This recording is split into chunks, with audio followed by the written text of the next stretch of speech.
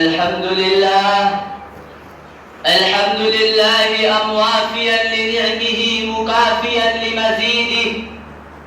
والصلاة والسلام على محمد وآله وصحبه وجنوده، أما بعد۔ میرے مربی و مشفق اساتذہ کرام اور عزیز ساتھیوں، اس ہندوستان کے تقدس کے لیے اتنے الفاظ مقدسہ نے اپنی جانوں کو قربان کیا ہے کہ اس کا شمار کرنا ممکن ہی نہیں بلکہ بعید تر ہے۔ دراصل واقعہ کچھ یوں ہوا کہ جب ہندوستان کی مقدس سرزمین پر انگریزوں کا ناپاک سایہ پڑا اور وہ اپنی شاطرانہ و عیارانہ چالوں سے رفتہ برفتہ یہاں کے مالک بن بیٹھے، جب باشندگان ہند پر طرح طرح کے ظلم و ستم کے پہاڑ توڑے جانے لگے، جب ہندوستانیوں کو غلام بنایا جانے لگا، جب ہندوستانیوں کا خون ان کے پسینوں سے بھی ارزاں ہونے لگا، تو ایسے نازک وقت میں، ایسے پراشور دور میں سب سے پہلے جس شخص نے عالم بغاوت بلند کیا، سب سے پہلے جس شخص نے آزادی کے متعلق آواز اٹھائی، وہ کوئی عام انسان نہیں تھا بلکہ وہ محدث کبیر، امام جلیل، رئیس الاولیاء، فخر چمن، محرم فن، نازش وطن، انسانیت کا مسیحا، لوگوں کے غمخوار، مخلص زمانہ کے واقف کار، صدق و وفا کے نگہبان، حق کا محافظ، سچ کا علم بردار، قوم و ملت کے سپہ سالار حضرت شاہ عبدالعزیز ابن ولی اللہ محدث دہلوی کی ذات گرامی ہے۔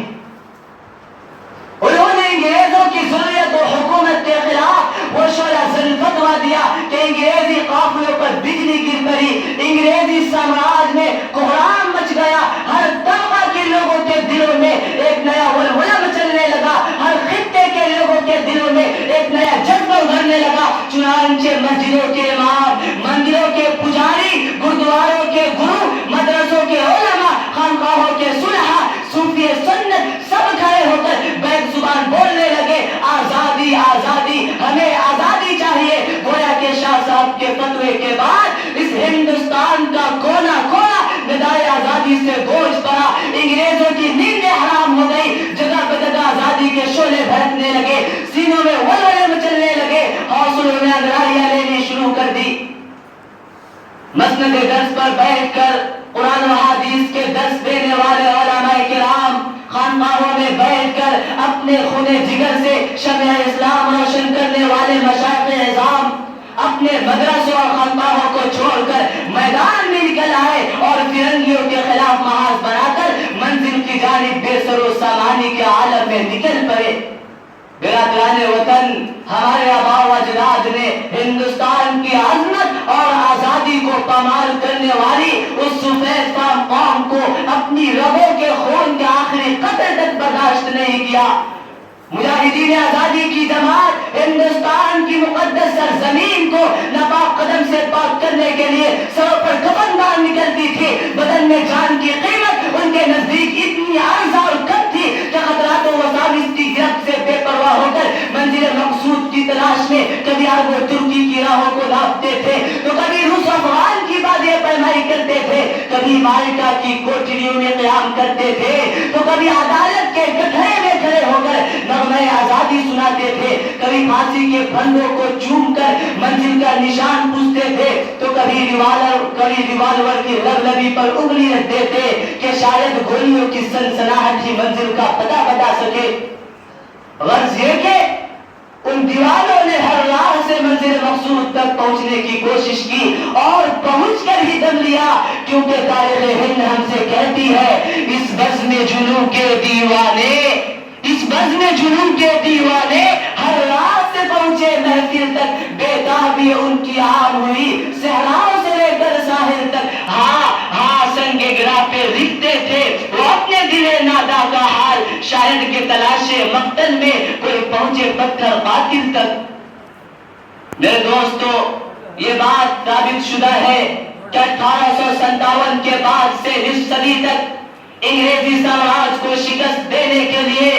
مسلمان تنے تنہا جنگ آزادی کے میدان میں زور آزمائی کرتے رہے اور مسلمانوں نے اس راہ میں اتنا خون بہایا کہ پوری جنگ آزادی میں دوسروں نے شاید کہ اتنا پسینہ بھی نہیں بہایا ہوگا۔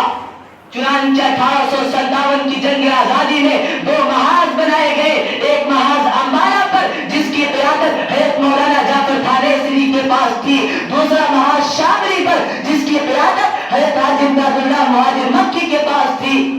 اس جنگ میں بڑے بڑے علماء صلحاء شہید و زخمی ہوئے، اسی جنگ میں مولانا قاسم نانوتوی زخمی ہوئے، اسی جنگ میں حضرت مولانا رشید احمد گنگوہی زخمی ہوئے، اسی جنگ میں حافظ ظالم شہید ہوئے۔ اس 1857 کی جنگ آزادی میں تقریباً 2 لاکھ مسلمان شہید ہوئے، جن میں 51,000 علماء کرام تھے۔